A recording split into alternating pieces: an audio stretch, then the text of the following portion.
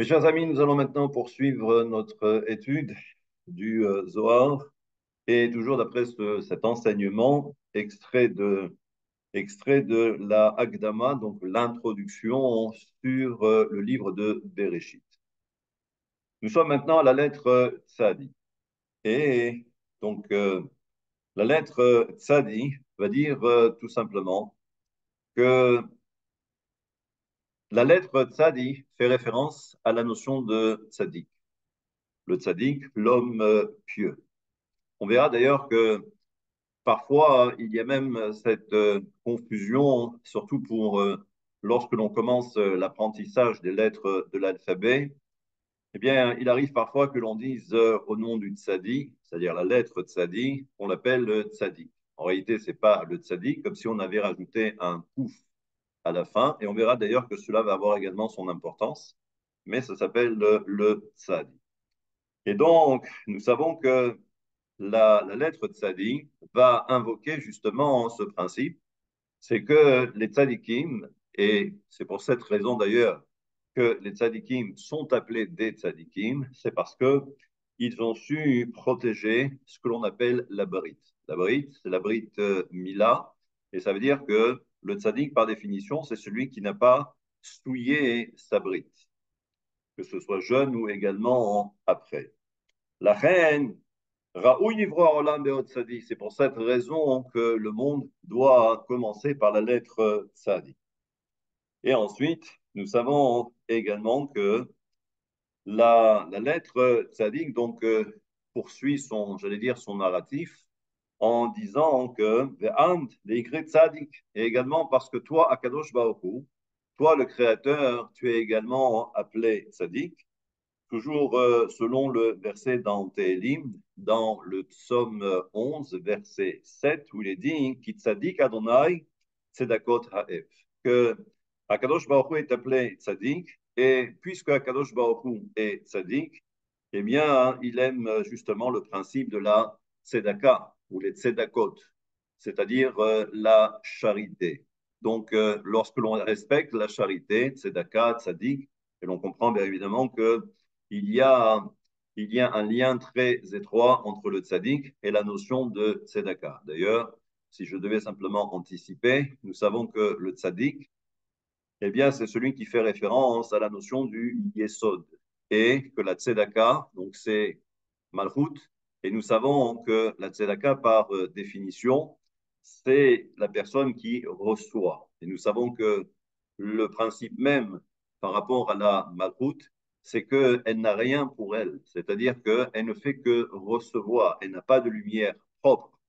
Et donc, c'est pourquoi c'est comme si, en fin de compte, le yesod, donc qui fait référence à la notion du zer anpin, eh bien, c'est le yesod par définition, donc qui va apporter quelque chose, une lumière particulière à la malchut, donc elle devient ce qu'on appelle une sorte de tzedaka.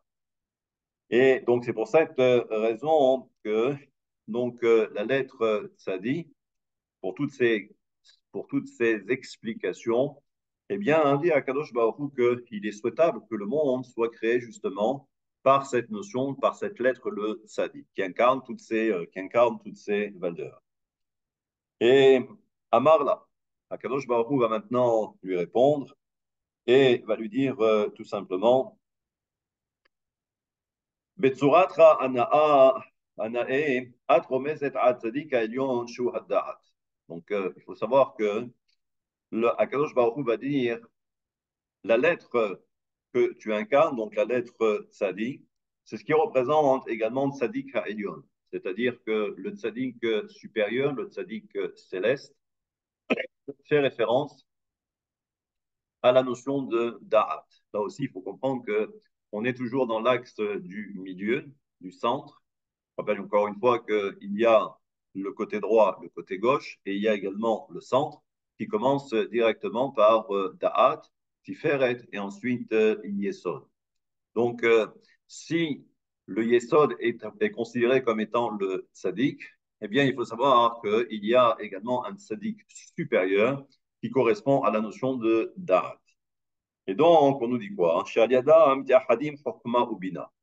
Et nous savons que, par définition, nous savons que le da'at, c'est celui qui permet le yichud, qui permet justement l'union entre bina et chokma, chokma et bina.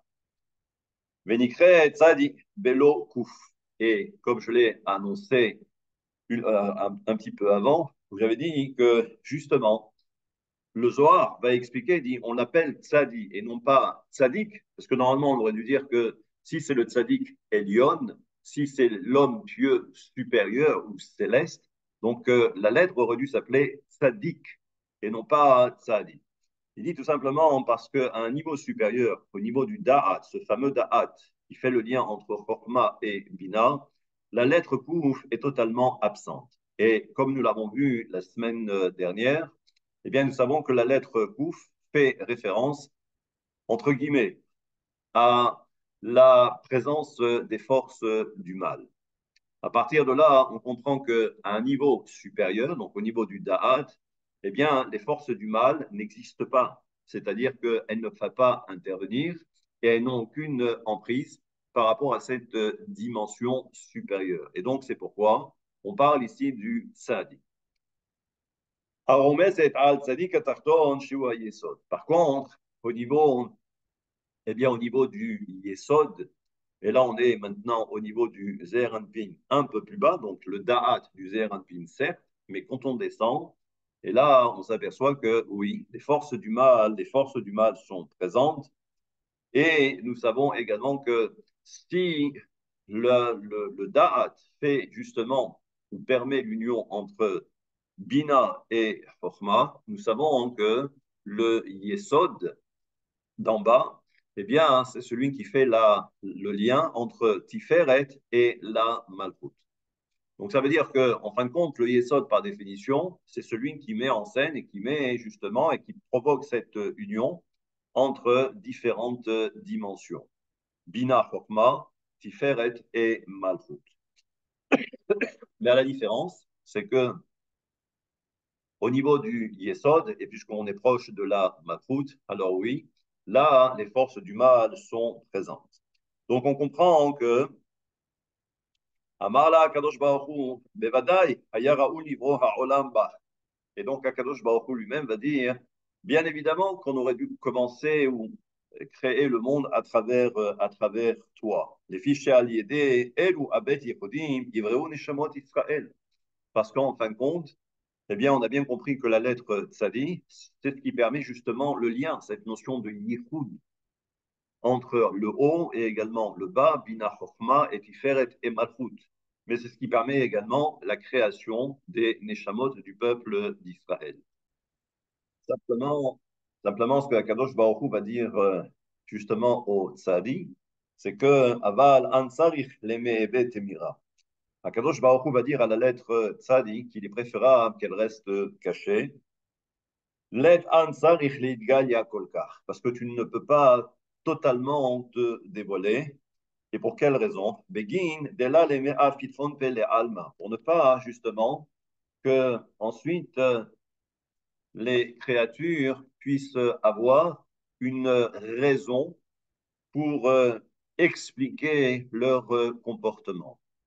Comme on va le comprendre, c'est que apparemment, nous savons qu'il y a bien évidemment ce que nous avons dit, les tzadikim qui, eux, représentent en quelque sorte la plénitude. Mais nous savons que pas toutes les créatures, pas tous les humains, pas tous les hommes, eh bien, sont parfaits, comme de véritables tzadikim. Et donc, ça voudrait dire que si d'emblée l'homme a été créé imparfait, c'est ce qui pourrait permettre justement à ces personnes par la suite de dire à Kadosh Baruch Hu, mais oui, on n'est pas responsable de cette situation. Et si on commet des erreurs, c'est parce que justement, c'est parce que nous avons été créés imparfaits. Et donc, on va voir que Akadosh Baruch Hu va maintenant expliquer. En fait, c'est le Zohar, et qui va dire que il suffit maintenant de s'attarder quelques instants sur, on va dire, la forme elle-même du tzadi. Alors, je ne suis pas un grand dessinateur, mais toujours est-il, c'est ce qu'on appelle le tzadi. Alors, et là, nous savons donc, vous allez voir, que nous avons ici tout d'abord la lettre Nun. Et sur le dos de la lettre Nun, eh bien, nous avons un Yud.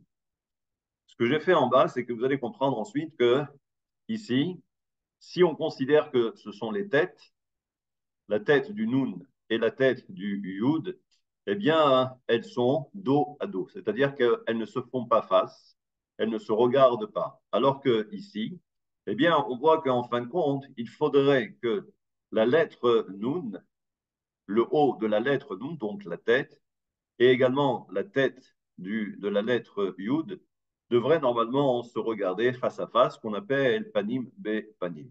Et vous allez voir que tout cela va avoir une signification profonde. Qu'est-ce que représente donc la lettre Nun et qu'est-ce que représente ici la lettre Yud? Et pourquoi dos à dos? Le Zohar explique maintenant que la lettre Nun, c'est ce qui représente justement le côté gauche. Le côté gauche, c'est ce qui représente Nogva, c'est ce qui représente la femme, c'est ce qui représente la Bina. Et d'ailleurs, c'est pour cette raison que quand on regarde la valeur numérique de la lettre Nun, Nun, c'est 50. Et d'ailleurs, c'est ce qui représente les 50 portes de la Bina. Et nous savons également que la lettre Nun, à un niveau inférieur, fait référence également à la Malchut. C'est pour ça que, eh bien, nous avons deux lettres. En réalité, c'est Nun et Nun. Le Nun qui correspond à la Bina à un niveau supérieur, donc c'est une séphira femelle. Et nous avons également la lettre Nun en bas, qui correspondrait donc à Malchut, donc séphira femelle, mais inférieure. Et à la différence, c'est que au niveau de la Malchut, eh bien, selon le verset dans Echa, où il est dit Nafla velotosif, c'est-à-dire qu'à un moment donné, la Malchut, elle tombe et elle ne pourra pas remonter. Ce verset, encore une fois, hein, c'est le verset que nous récitons au moment de Tisha B'Av, lorsqu'on récite Echa, où on sait que malheureusement, c'est la destruction du Beth Amikdash. Et là, nous voyons donc maintenant que au-dessus de la lettre, au-dessus de la lettre Nun, il y a donc la lettre Yud. Et nous savons que la lettre Yud fait référence, eh bien, à Chochma. Et donc, cette lettre Yud fait référence donc à Chochma, c'est le côté droit, et c'est ce qui représente le côté masculin, ce qu'on appelle Bechora. Maintenant, nous savons là aussi que il y a le Yud d'en haut et il y a également le Yud d'en bas. Donc, il y a le petit Yud, comme dans le mot Vaïkra, par exemple. Donc, au tout début du livre de Vaïkra, lorsque Dieu appelle Moshe, nous voyons que le Yud est tout petit. Et il faut savoir que lorsque, eh bien, il y a les grandes lettres et les petites lettres, ça aussi, ça peut avoir une certaine signification. C'est pourquoi, dans petite parenthèse, c'est pourquoi dans le schéma d'Israël, quand on voit par exemple à la fin, nous avons Echad, le Dalet est grand, et également le schéma Israël. Dans le schéma, eh bien, nous avons également le Aïn qui est grand. Et là aussi, ça a son importance. Ça veut dire que on est dans une autre dimension, c'est-à-dire dimension supérieure. Donc, je reprends, nous avons la lettre Nun qui fait référence à Bina. Sur le dos, nous avons la lettre Yud qui fait référence également à Chokma. Et là, donc, ce que nous dit ici donc, le Zohar HaKadosh, c'est que lorsque l'on regarde donc les lettres, et c'est ce que je vous ai montré il y a quelques instants, c'est qu'en fait, eh bien, la lettre Nun et la lettre Yud, eh bien, sont dos à dos, c'est-à-dire qu'elles ne se regardent pas. Et là, donc, ça a une certaine signification. Ça veut dire que tout simplement, tout d'abord, que cela fait référence à la création du premier homme et de la première femme. Rappelez-vous, nous savons que l'homme et la femme ont été créés dos à dos. Donc ça, c'était la position initiale. Et certains diront, et on avait déjà entrevu justement cet enseignement, on avait vu que l'homme était en réalité d'où partit, c'est-à-dire que Adam Arishon, le premier homme, était justement eh bien, constitué homme et femme androgynos, androgène. Et là, nous voyons donc que pour l'instant, eh bien, on parle ici d'une création, donc la lettre tzadi, qui fait référence donc à dos, l'homme et la femme.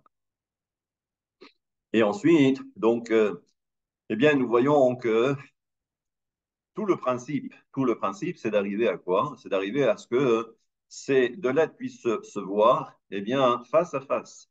C'est-à-dire que le Yud regarde également la tête du Nun, comme je vous l'ai montré.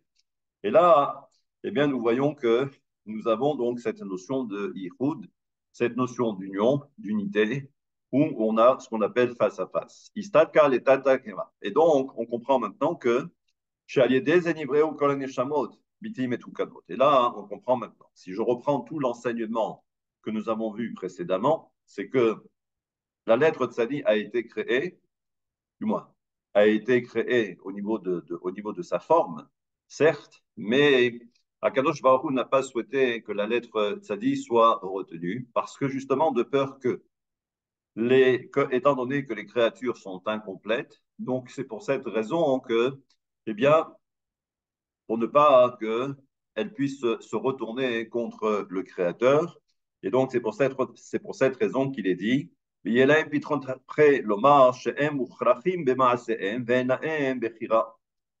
peur donc qu'elle puisse donc dire à Kadosh Baruch Hu qu'elles ont été créées incomplètes. Et c'est pour cette raison qu'elles ne disposent pas de leur propre libre arbitre. Également, le Zohar poursuit et dit donc à la lettre Tzadi, et Ana Zamin et Nasrana. Shani Ati Indenaser Velafrid Otaf, Besod Anesira Letzorech Hatikun. Et nous savons donc, ça c'est un autre principe que nous avons vu, c'était à Rosh Hashanah. On va voir qu'à un moment donné, donc on va les séparer pour qu'ensuite elles puissent revenir face à face. Et là, nous verrons que Enach Shlema Bishlemut Araoui, Lachen Raoui Nevrobach Haolam, qui a Kelish Shebo Ivra Haolam, Tsarich Liot Shalem, Betachlit Hashlemu.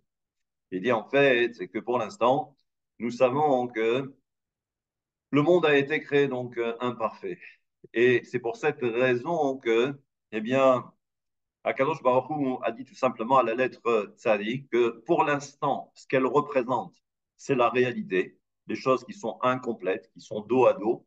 Mais viendra un temps où, à la fin, justement, à la fin des temps, nous verrons que la lettre Tzadi, eh bien, le Yud et le Nun se verront et se regarderont face à face, parce que cela voudrait dire, ou signifiera plus tard, que ça y est, que le monde a atteint sa perfection et que maintenant, eh bien, le monde est parfait tel que Dieu l'avait souhaité. À partir de là, je pense que la lettre de Sadi, eh bien, quitte le palais entre guillemets, et elle a compris que, bien évidemment, que ce n'était pas un désaveu pour elle, bien au contraire, mais c'est simplement par rapport à une réalité. On verra ensuite la lettre P, là aussi, quelque chose d'assez particulier avec ce petit yud à l'intérieur, le kaf avec un petit yud à l'intérieur, ça aussi. Pourquoi le yud est caché à l'intérieur? Qu'est-ce qui se passe? Là aussi, c'est quelque chose d'assez particulier. À très bientôt.